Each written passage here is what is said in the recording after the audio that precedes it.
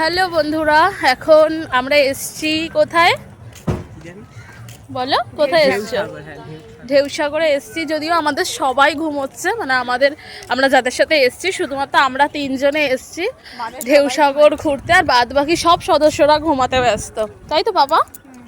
তো চলো, আর আমরা না ওই তাজপুর, শঙ্করপুর ওইসব জায়গাগুলো যাইনি। কালকে উদয়পুর গিয়েছিলাম, তো উদয়পুরে গিয়ে খুব ভালো লেগেছে, কিন্তু বৃষ্টির কারণে চলে আসতে হয়েছে। আর আজকে আমরা উদয়পুরে গিয়ে অনেক সময় কাটিয়েছি। আর তো দুপুরবেলা ঘুমিয়ে লাভ নেই, কারণ আমরা কালকে সকালেই বাড়ি চলে যাব। তো তাই চলো দিনটাকে একটু উপভোগ করা যাক। মোহনা যাবার খুব ইচ্ছা ছিল, কিন্তু মোহনা যাওয়া হয়নি।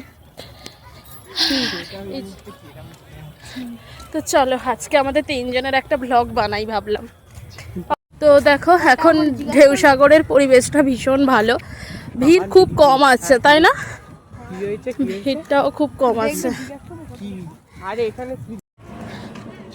এটা কি একটা ওই ঝিল মতো আর কি, তাই না?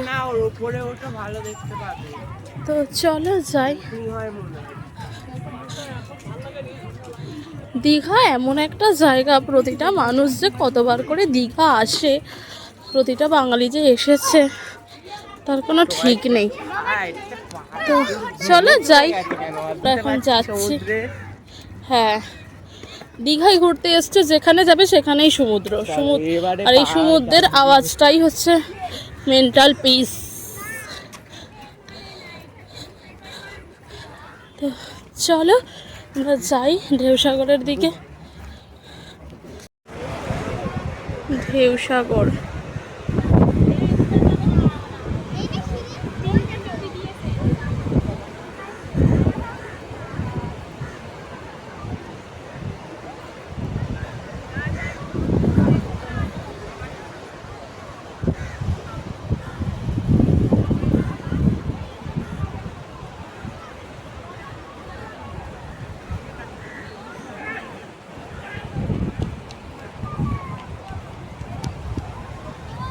তো ভীষণ সুন্দর। আমরা না ঘুমিয়ে এখানে এসে কতটা যে ভালো করেছি কি বলবো, ভীষণ সুন্দর একটা জায়গা, খুব ভালো লাগছে,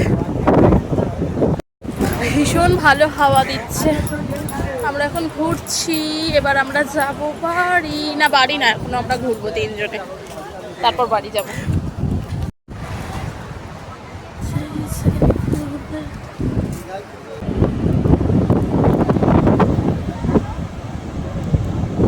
আমি আর আবির এখন বসে বসে ফোন ঘাঁটছি, মানে ফোন আমি ঘাঁটছিলাম, আবির না, তো মন দিয়ে ঘাঁটছিলাম।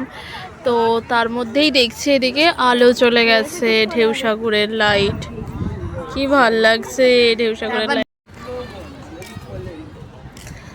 চলো যাই।